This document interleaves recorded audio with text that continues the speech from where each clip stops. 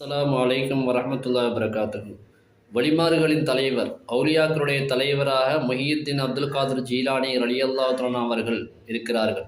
அதை பற்றி நாம் நேற்று ஒரு வீடியோவிலே ஒரு ஷார்ட்லே பேசியிருந்தோம். இவர்களுக்கு அவர்களுடைய பெற்றோர்கள் வைத்த பெயர் அப்துல் காதிர். இவர்கள் ஒரு நாள் காட்டு வழியாக சென்று கொண்டிருந்த பொழுது அங்கு ஒரு மனிதரை பார்க்கிறார்கள். அவர் ரொம்ப வயசானவங்க. அவங்க உட்கார்ந்துருக்கிறாங்க. அவங்களால எந்திரிக்கவே முடியலை. அந்த மனிதரை கடந்து போகின்ற பொழுது அந்த மனிதர் இவர்களை பார்த்து, முஹியுத்தீன் அப்துல் காதிர் ஜீலானி ரலியல்லாஹு அவர்களை பார்த்து, அப்துல் காதிரேன்னு கூப்பிடுறாங்க. இவனுக்கு ஆச்சரியமாக போயிட்டு கிட்ட போகிறாங்க. போய் நிற்கின்ற பொழுது அந்த மனிதர் சொல்கிறார், என்னால் எந்திரிக்க முடியவில்லை, என்னை நீங்கள் எழுந்து நிற்க வையுங்கள் என்கிறார்கள். உடனே இவர்களும் என்ன செய்கிறார்கள், அந்த மனிதருக்கு கையை கொடுத்து அவர்களை தூக்கி நிறுத்தாட்டுகிறார்கள். அப்படி தூக்கி நிறுத்தாட்டுகின்ற பொழுது அந்த மனிதர், வயோதிபராக இருந்த அந்த மனிதர் ஒரு அழகிய வாலிபராக மாறுகிறார்.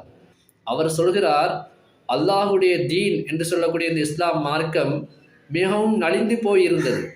அதாவது மார்க்கத்தை சரிவர பின்பற்றக்கூடிய மக்கள் இல்லாமல் சும்மா ஏதோ ஒரு பேருக்கு முஸ்லீம்களாய் போன்று வாழக்கூடிய நிலைமையில் தற்போதைய காலம் இருந்து கொண்டிருக்கிறது. நீங்கள் அதை என்ன செய்து விட்டீர்கள், ஹயாத்தாக்கி விட்டீர்கள், அதை புத்துணர்ச்சி பெற விட்டீர்கள். நான் தான் அல்லாஹுடைய தீன் என்றார்கள். இன்று நீங்கள் தீனை உயிர்ப்பித்ததினால் இன்றிலிருந்து நீங்கள் முஹியுத்தீன் என்று அழைக்கப்படுவீர்கள் என்று சொல்லி அந்த மனிதர் கூறி மறைந்தார்.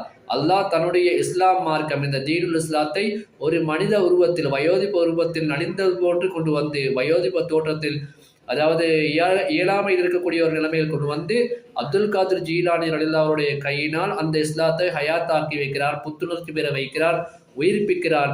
அதனால் அந்த மனிதர் இவர்களுக்கு முஹியுத்தீன் என்ற திருநாமத்தை, முஹியுத்தீன் என்று சொன்னால் தீனை உயிர்ப்பித்தவர், புத்துணர்ச்சி பெற வைத்தவர் என்ற அர்த்தம்.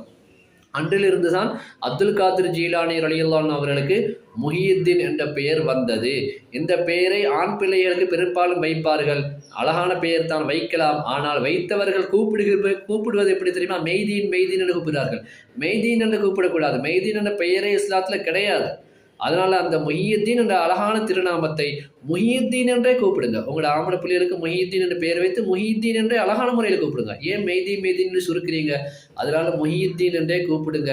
அழகான ஒரு பேரு, இஸ்லாத்தை உயிர்ப்பித்தவர் என்ற ஒரு பேரு. அல்லாஹ் சுப்ஹானஹு வ தஆலா நம் அத்தனை பேருடைய உள்ளத்திலேயும் இஸ்லாத்தை புத்துணர்ச்சி பெற வைப்பானாக.